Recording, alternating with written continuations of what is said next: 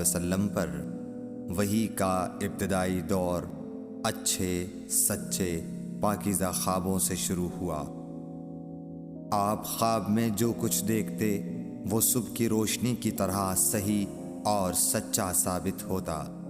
پھر من جانب قدرت آپ تنہائی پسند ہو گئے اور آپ نے غار حرا میں خلوت نشینی اختیار فرمائی اور کئی دن اور رات وہاں مسلسل عبادت اور یاد الہی و ذکر میں مشغول رہنے لگے۔ جب تک گھر آنے کو دل نہ چاہتا توشہ ہمراہ لیے ہوئے وہاں رہتے۔ توشہ ختم ہونے پر ہی اہلیہ محترمہ حضرت خدیجہ رضی اللہ تعالی عنہا کے پاس تشریف لاتے اور کچھ توشہ ہمراہ لے کر پھر وہاں جا کر خلوت گزین ہو جاتے۔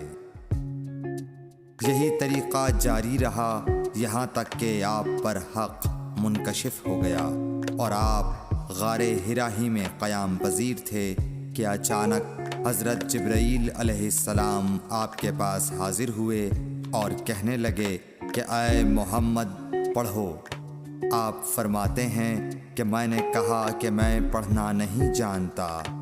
آپ صلی اللہ علیہ وسلم فرماتے ہیں کہ فرشتے نے مجھے پکڑ کر اتنے زور سے بھینچا کہ میری طاقت جواب دے گئی۔ پھر مجھے چھوڑ کر کہا پڑھو۔ میں نے پھر وہی جواب دیا کہ میں پڑھا ہوا نہیں ہوں۔ اس فرشتے نے مجھ کو نہایت ہی زور سے بھینچا کہ مجھ کو سخت تکلیف محسوس ہوئی۔ پھر اس نے کہا کہ پڑھ۔ میں نے کہا میں پڑھا ہوا نہیں ہوں۔ فرشتے نے تیسری بار مجھ کو پکڑا اور تیسری مرتبہ پھر مجھ کو بھینچا۔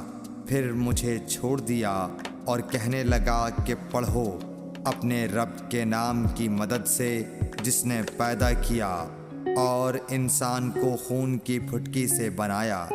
پڑھو اور آپ کا رب بہت ہی مہربانیاں کرنے والا ہے۔ بس یہی آیتیں آپ حضرت جبرائیل علیہ السلام سے سن کر اس حال میں غار حرا سے واپس ہوئے کہ آپ کا دل اس انوکھے واقعے سے کانپ رہا تھا۔ آپ حضرت خدیجہ کے ہاں تشریف لائے اور فرمایا کہ مجھے کمبل اوڑھا دو، مجھے کمبل اوڑھا دو۔ لوگوں نے آپ کو کمبل اوڑھا دیا۔ جب آپ کا ڈر جاتا رہا تو آپ نے اپنی زوجہ محترمہ حضرت خدیجہ رضی اللہ تعالی عنہا کو تفصیل کے ساتھ یہ واقعہ سنایا اور فرمانے لگے کہ مجھ کو اب اپنی جان کا خوف ہو گیا ہے۔ آپ کی اہلیہ محترمہ حضرت خدیجہ رضی اللہ تعالی عنہا نے آپ کی ڈھارس بندھائی اور کہا کہ آپ کا خیال صحیح نہیں ہے۔ اللہ کی قسم آپ کو اللہ کبھی رسوا نہیں کرے گا۔ آپ تو اخلاق فاضلہ کے مالک ہیں، آپ تو کنبہ پرور ہیں، بے کسوں کا بوجھ اپنے سر پر رکھتے ہیں، مفلسوں کے لیے آپ کماتے ہیں، مہمان نوازی میں آپ بے مثال ہیں اور مشکل وقت میں آپ امر حق کا ساتھ دیتے ہیں۔ ایسے اوصاف حسنہ والا انسان یوں بے وقت ذلت و خواری کی موت نہیں پا سکتا۔ پھر مزید تسلی کے لیے حضرت خدیجہ رضی اللہ تعالی عنہا آپ کو ورقہ بن نوفل کے پاس لے گئیں جو ان کے چچا زاد بھائی تھے اور زمانہ جاہلیت میں نصرانی مذہب اختیار کر چکے تھے اور عبرانی زبان کے کاتب تھے۔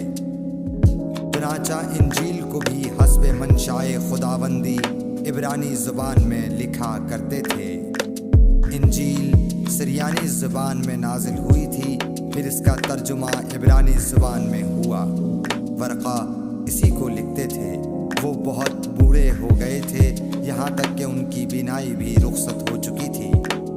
حضرت خدیجہ رضی اللہ تعالی عنہا نے ان کے سامنے آپ کے حالات بیان کیے اور کہا کہ اے چچا زاد بھائی، اپنے بھتیجے محمد صلی اللہ علیہ وسلم کی زبانی ذرا ان کی کیفیت سن لیے۔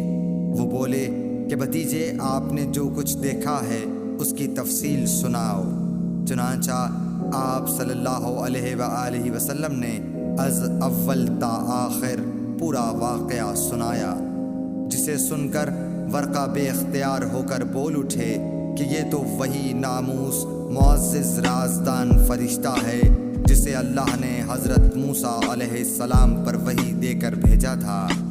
کاش میں آپ کے اس عہد نبوت کے شروع ہونے پر جواں عمر ہوتا، کاش میں اس وقت تک زندہ رہتا جب کہ آپ کی قوم آپ کو اس شہر سے نکال دے گی۔ رسول کریم صلی اللہ علیہ وآلہ وسلم نے یہ سن کر تعجب سے پوچھا کہ کیا وہ لوگ مجھ کو نکال دیں گے، حالانکہ میں تو ان میں صادق و امین و مقبول ہوں۔ ورقہ بولا، ہاں یہ سب کچھ سچ ہے، مگر جو شخص بھی آپ کی طرح امر حق لے کر آیا لوگ اس کے دشمن ہی ہو گئے ہیں۔ اگر مجھے آپ کی نبوت کا وہ زمانہ مل جائے تو میں آپ کی پوری مدد کروں گا، مگر ورقہ کچھ دنوں کے بعد انتقال کر گئے، پھر کچھ عرصے تک وحی کی آمد موقوف رہی۔